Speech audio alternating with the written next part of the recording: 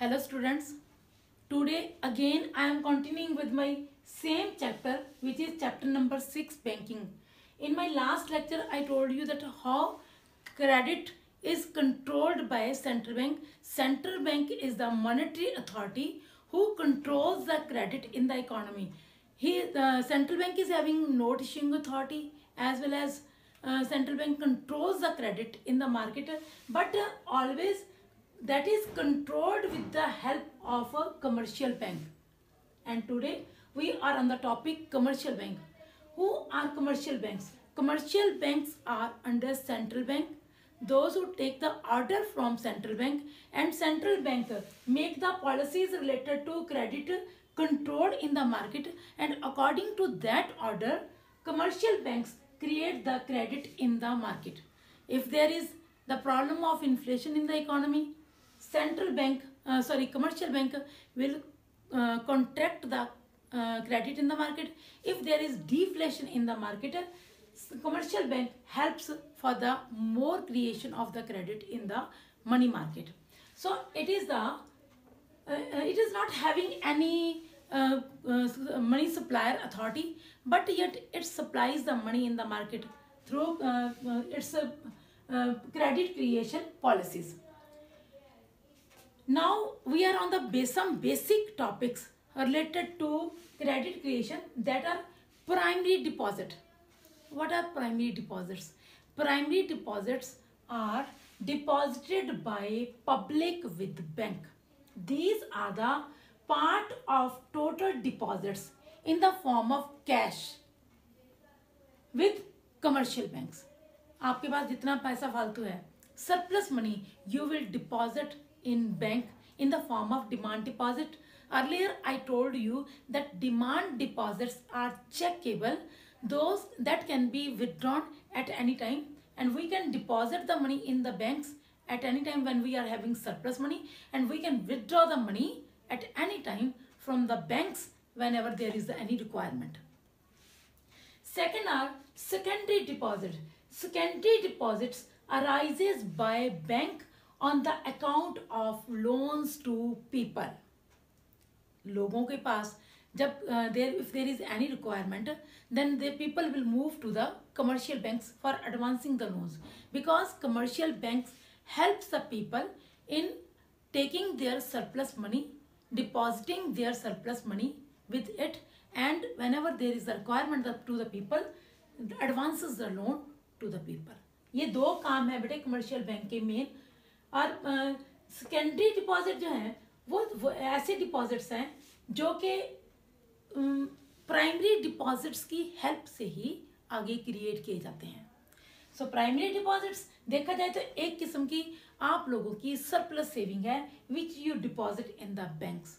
On the other hand, if we are talking about secondary deposits, it indicates borrowings of the depositors from banks. आप जितना पैसा bank में deposit करवाते हो, that is the primary deposit, that will be in the form of cash. But on the other hand, if we are talking about secondary deposit, that is in the form of credit entry in the banks, not in the form of cash. Bank creates credit on the basis of primary deposits. More the primary deposits will be in the banks, higher the credit will be created in the market, and lesser the primary deposits in the market, lesser the credit will be created in the economy. Total demand deposit.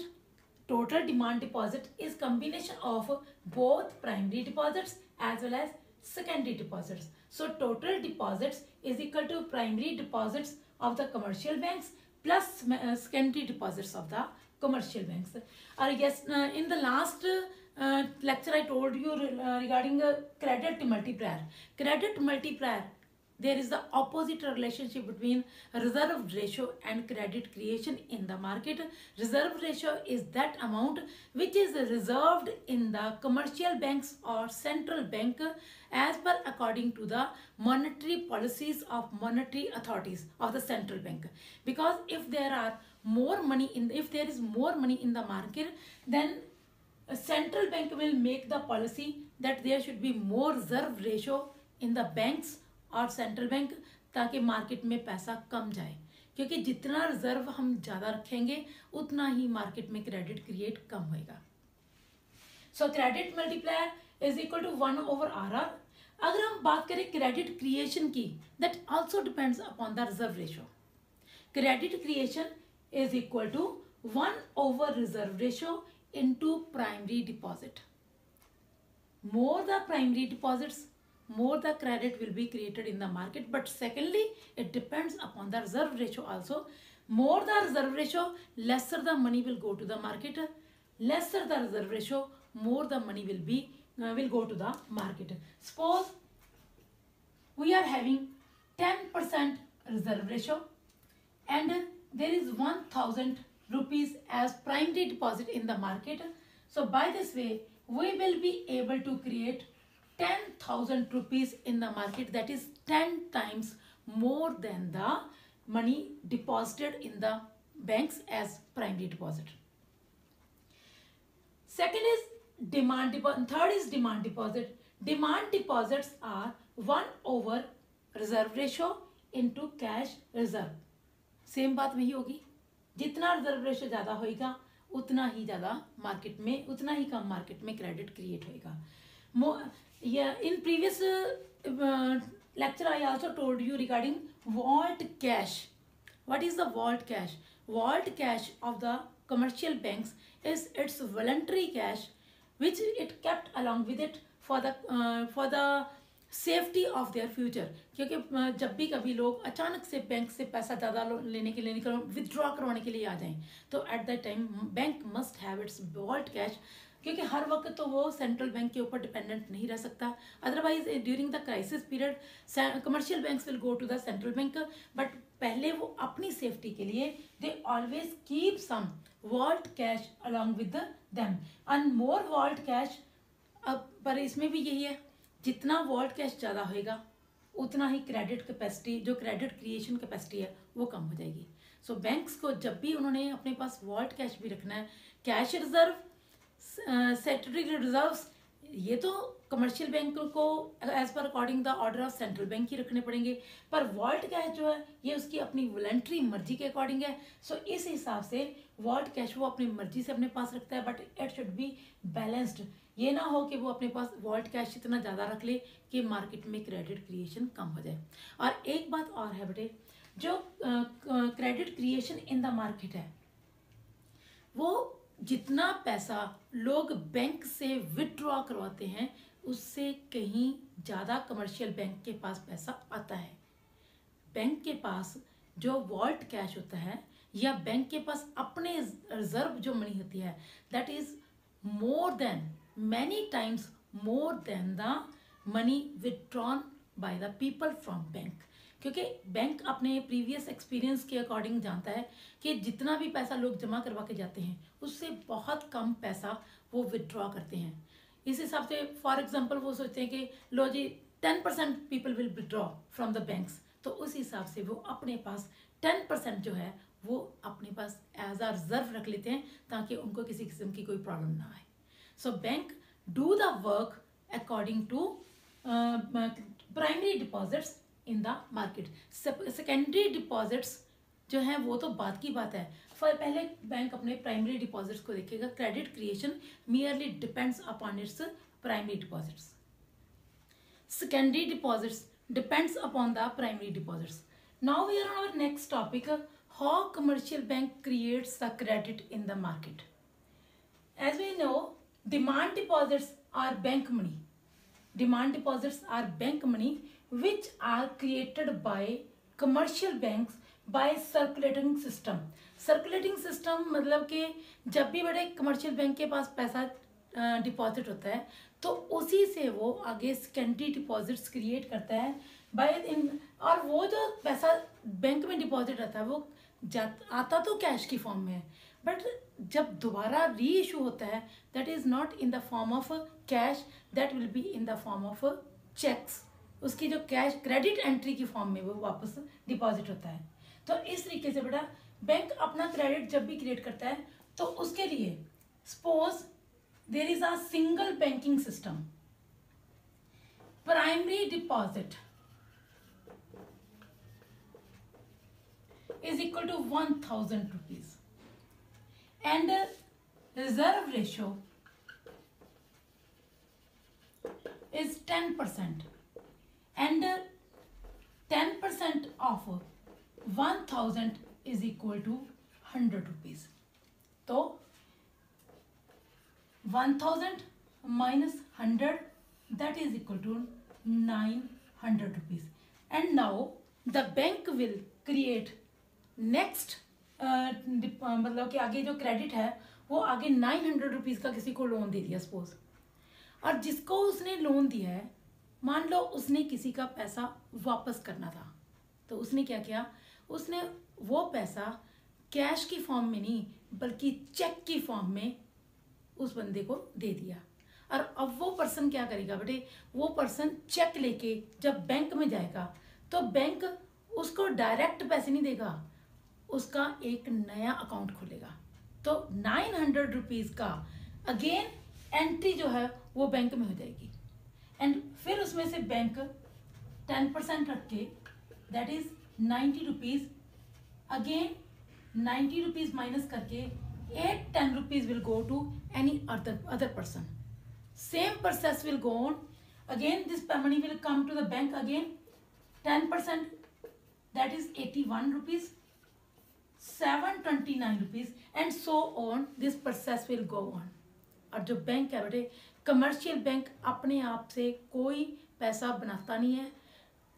जो commercial bank है वो आपके ही पैसे को आगे की आगे circulate कर करके इस तरीके से अपने पास 10 टाइम्स ज़्यादा डिपॉजिट कर लेगा. ये मैंने आपको पहले बताया था 1/10% into 1000 that is equal to 10,000. इस तरीके से commercial bank can create 10,000 rupees credit in the market, right. And by this way we can make groups, cash deposited, reserve ratio and loans. Initially it was 10,000 rupees, 10% reserve, and by this way 900 rupees loan जो है गए हैं B person के पास. B person जो है वो market में bank में 900 रुपीज़ का चेक लेके पहुंचेगा, तो उसका 10% रख के again 810 rupees, and C group 810 rupees, 10% again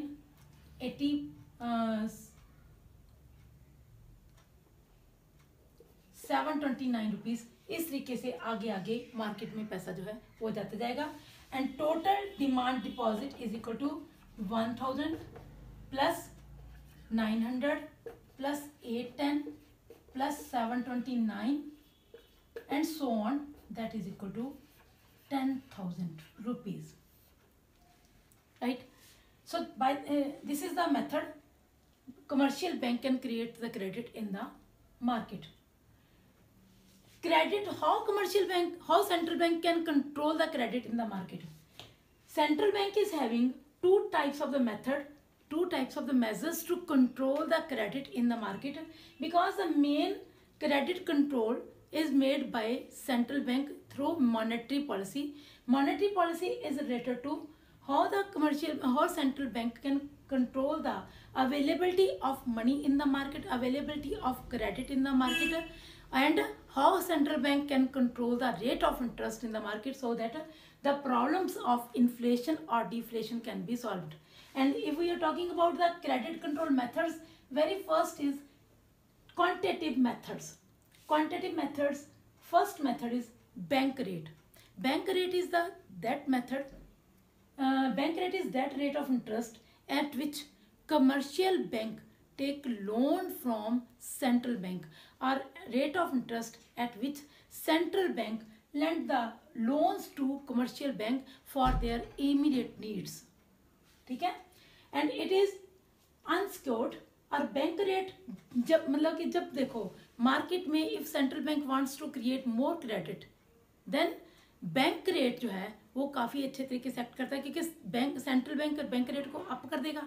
if bank rate is high then commercial bank will take more rate of interest from the general public. क्योंकि जब आप लोगों को पीछे से कोई चीज़ कॉस्टली मिलेगी तो ऑब्वियसली आप दूसरों को भी उसकी चीज़ को कॉस्टली ही सप्लाई करोगे. सपोज कर लो मुझे जब पैसा पीछे से कॉस्टली मिला है, at higher rate of interest मिला है, then I will provide the loans to the people at higher rate of interest also. By this way we can solve the problem of rate of inflation in the economy. क्योंकि जब rate of interest ज़्यादा है तो उस time पे लोग पैसा loan लेने की जगह बैंक में पैसा डिपॉजिट करवाना ज़्यादा पसंद करते हैं, क्योंकि एट हाई रेट ऑफ इंटरेस्ट उन लोगों को भी प्रॉफिट का लालच होता है. Second is open market operation. Open market operation is the relationship between sale and purchase of securities. Sale and purchase of securities also related to indirectly with the rate of interest also, because जैसे बेटे market में fix deposits हैं. पहले कोई fix deposit 10 साल में 7 years में double होता था. अब बैंक अगर चाहता है कि मार्केट में क्रेडिट ज़्यादा मतलब कि कम करना है तो उस टाइम पे central bank can increase the rate of interest indirectly, और central bank can make the securities costlier. Securities costlier means उससे रेट ऑफ इंटरेस्ट हायर हो जाएगा. तो एट मतलब इनडायरेक्टली हम कह सकते हैं कि जो सिक्योरिटीज पहले 5 ईयर्स में डबल होती थी अब वो 4 ईयर्स में डबल होनी शुरू हो जाएगी. Then people will start investing their money in such type of the securities. This way the money from the market will decrease, और जो पैसा फालतू का है वो बैंक्स में पहुंचना शुरू हो जाएगा. And same in the time of deflation central bank can make the securities cheaper. Cheaper securities means उसे जो पहले सिक्योरिटीज 5 ईयर्स में डबल होती थी, now these securities will double in 6 years और मोर देन 6 ईयर्स. सो लोग जो हैं वो सिक्योरिटीज में पैसा लगाने की जगह उस पैसे को अपने पास रखना शुरू कर देंगे. And this way the deflation problem will be solve from the market. Third is repo rate. Repo rate and reverse repo rate. Repo rate is the rate of interest at which government can sell their securities, or government can take the loans from the central bank for the short term, for the short period. और इसमें भी same है, bank rate की तरह ही है. if the rate of interest is more then if repo rate is more then rate of interest will be more. if repo rate is low then the rate of interest will be low. it also depends upon the market situations. during the period of inflation repo rate will be higher, ताकि लोग अपने पैसे को, repo rate जब high होगा तो rate of interest high हो जाएगा. Then people will start depositing their money in the banks. And reverse repo rate. Reverse repo rate is opposite of repo rate. Repo rate में यह था कि commercial banks जो है वो सेंट्रल बैंक से जिस रेट ऑफ इंटरेस्ट पे लोन लेते हैं that is the repo rate. But on the other hand reverse repo rate is that rate of interest which is given by the central bank to commercial bank. If the commercial banks are having surplus money then they will deposit their surplus money in the central bank. At that deposit central bank will provide rate of interest to the commercial banks. That is known as the reverse repo rate. Fourth is CRR and SLR. ये मैंने आपको अपने पिछले topic में बताया था. CRR is cash reserve ratio, which is kept as a reserve as per the order of central bank. But after collecting this money in the form of cash, commercial bank will deposit this money in the central bank, because this money is kept reserve in central bank.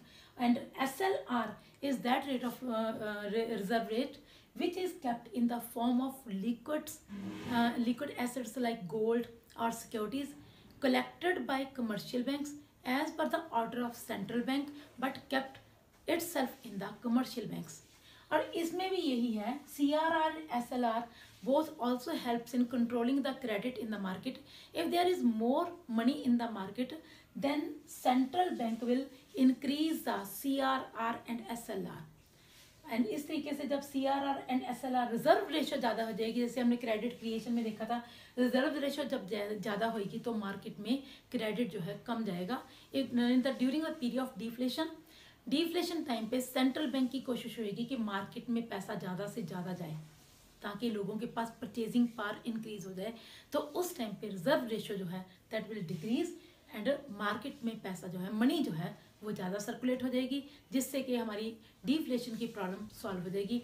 और next हमारे पास है qualitative methods, which are also known as selective methods, because it doesn't affect all the banks, it affects only those banks who will take the loans from the central banks. इसमें qualitative में क्या होता है, very first is marginal requirement. Marginal requirement means to say जब भी commercial bank central bank से loan लेता है तो उस टाइम पे उसे कोई सिक्योरिटी एज मॉर्टगेज वहाँ पे डिपॉजिट करवानी होती है। Now the rate of interest, अगर मतलब कि सेंट्रल बैंक चाहता है कि मार्केट में पैसा ज़्यादा जाए तो वो अपनी इस मार्जिनल रिक्वायरमेंट को डिक्रीज कर देगा। For example, earlier you have taken the loan of 1 lakh and central bank is asking for the security of 1,25,000, ठीक है। अगर बैंक चाहता है कि मार्केट में पैसा इंक्रीज हो तो at that time central bank इस मार्जिनल रिक्वायरमेंट को कम कर देगा। Instead of 1,25,000 it can be 1,20,000। Indirectly rate of interest decrease हो गया, then people will start taking, commercial banks will start taking the loans from the central bank. On the other hand, if there is the problem of inflation in the economy, then central bank will increase this marginal requirement from 1,25,000 to 1,30,000, and it means the loan is getting costlier. Then commercial banks will start decreasing these loans.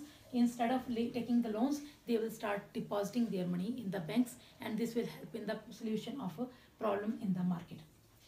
Next is rationing of the credit. Rationing of the credit is related to fixation of the quotas for the loans to the commercial bank by the central bank.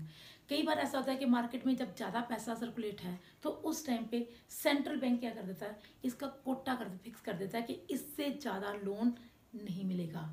For this purpose loan will not be provided to the commercial banks, ठीक है। और उसमें क्या होता है, if there is the problem of deflation in the economy तो इन quotas को इंक्रीज कर दिया जाता है।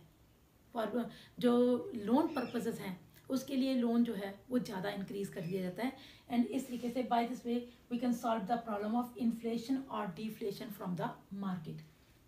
Next is moral suasion. All the commercial banks are under central bank. If commercial banks are not acting as the rules and regulations which are made by central bank, then central bank can take the direct action against commercial banks. उनको कैसे कि मतलब कि जैसे कोई loan जो है उनको देना बंद कर देगा, या किसी स्पेसिफिक लोन को थोड़ा सा और कॉस्टली कर देगा, लोन के लिए जो टर्म्स एंड कंडीशंस हैं उनको टफ कर देगा। This is the way to take the direct action against commercial banks. All the commercial banks has to follow the policies made by central bank, otherwise central bank will take direct action against the commercial banks. So this is the way by which central bank can control the credit from the market, and this is related to bank relationship. और central bank जो है वो banks के ऊपर अपनी policies को utilise करता है, एंड वही पॉलिसीज जो है कमर्शियल बैंक्स आगे पब्लिक के ऊपर एप्लीकेबल करते हैं, और इस तरीके से मार्केट में से इन्फ्लेशन और डिफ्लेशन की प्रॉब्लम जो है वो सॉल्व की जा सकती है। So these all are related to the banking system, that how banks create the credit in the market and how central bank controls the credit from the market. ये chapter में बेटा आप लोगों को 4 मार्क्स का क्वेश्चन आएगा। You have to learn this chapter according to the 4 marks questions, and 1-2 MCQs will be there. Thank you and God bless us all.